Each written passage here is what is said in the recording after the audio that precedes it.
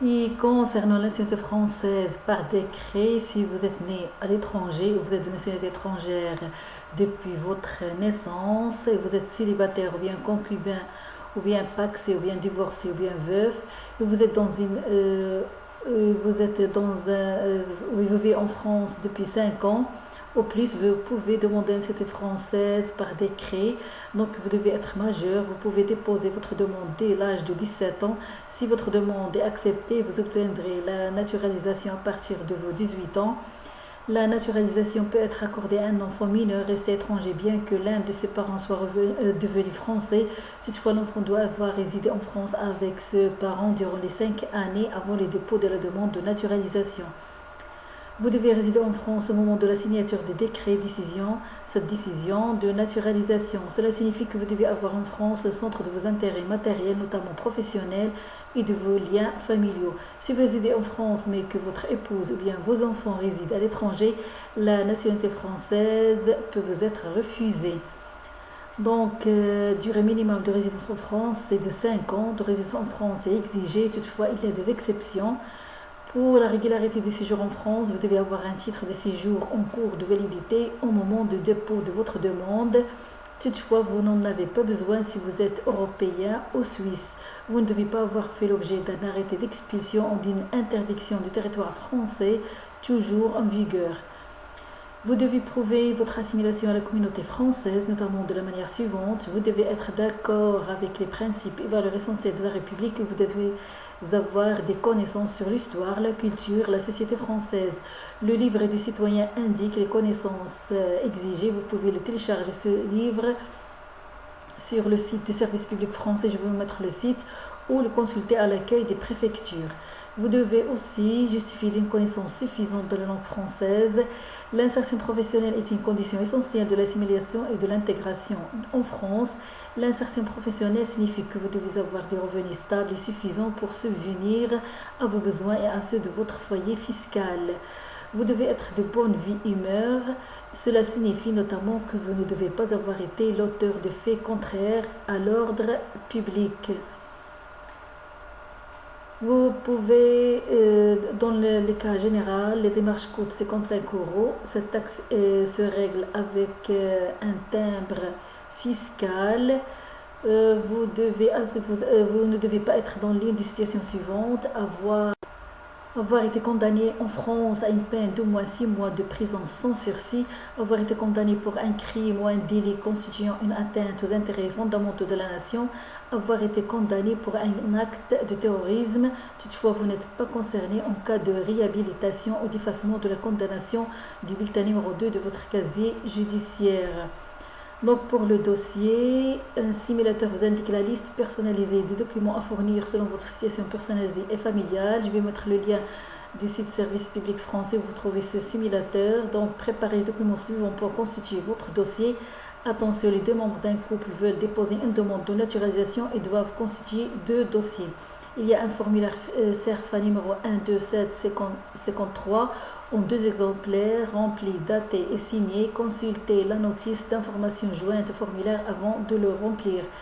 Il y a un timbre fiscal de 55 euros, copie recto verso de votre titre de séjour en cours de validité. Il y a 2 photos d'identité format 35 x 45 mm. Tête nue, indiquez votre nom, votre prénom et votre date de naissance au verso.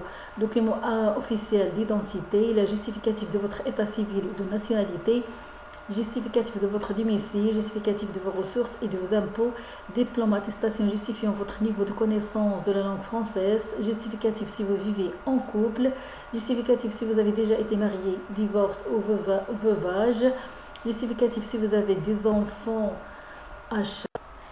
Si vous êtes ancien combattant ou légionnaire, et aussi état de service, décoration et citation obtenue.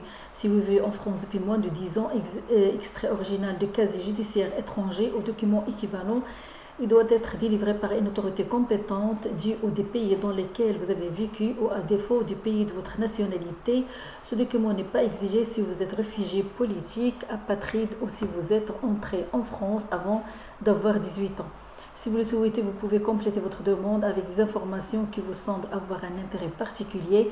Indiquez ces informations sur papier libre, par exemple votre participation à la vie associative en France.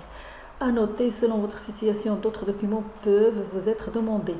Un récépissé vous est délivré lorsque vous avez fourni tous les documents demandés, francisation et nom de famille et ou de prénom. Pour faciliter votre intégration, vous pouvez demander la francisation de votre nom de famille et ou de vos prénoms lorsque vous demandez l'acquisition de la nationalité française.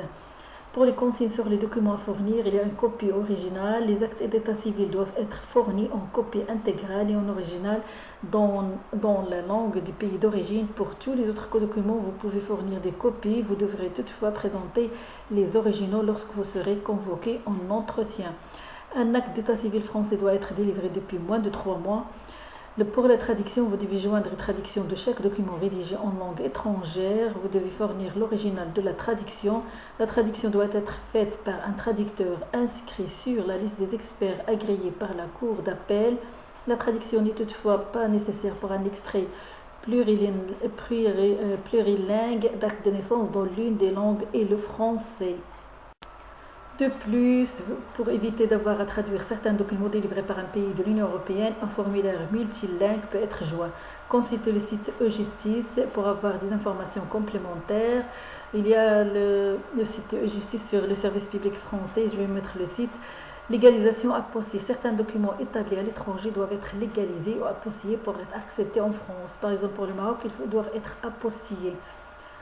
Ou envoyer la demande. La procédure varie selon votre département. Donc, selon votre département, vous devez envoyer la demande.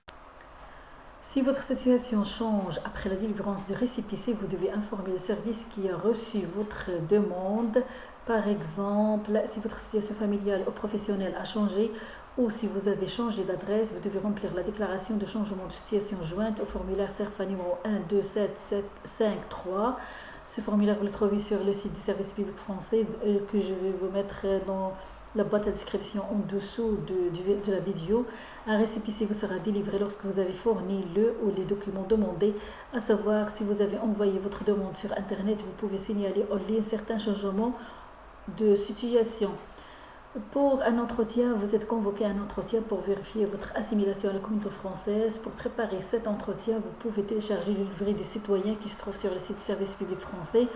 À la fin de l'entretien, vous devez signer la charte des droits et du devoir du citoyen français.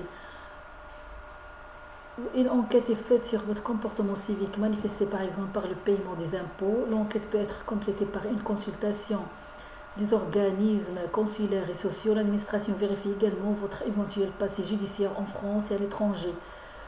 Pour suivre de l'examen de votre demande, l'administration a 18 mois au maximum pour vous répondre à partir de la délivrance de récépissé. Ce délai est réduit à 12 mois lorsque vous justifiez avoir votre résidence habituelle en France depuis au moins 10 ans à la date de la remise de récépissé. Il faut savoir aussi que les délais de réponse peuvent être prolongés une fois pour une période de 3 mois. Dans ce cas, l'administration doit motiver sa décision, c'est-à-dire expliquer pourquoi il a besoin de plus de temps pour répondre. Vous recevez un courrier pour vous informant de votre inscription dans le décret de naturalisation. Après sa publication au journal officiel, si votre demande est acceptée, le décret de naturalisation prend effet à la date de sa signature. Vos enfants mineurs non mariés qui résident habituellement avec vous deviennent également français si leur nom est mentionné dans le décret de naturalisation. La minorité de l'enfance appréciée à la date de signature du décret. Un extrait du décret de naturalisation est une copie des actes de l'état civil français résultant de votre naturalisation vous sont remis lors d'une cérémonie organisée par la préfecture. Savoir si le décret de naturalisation peut être retiré après sa publication au journal officiel.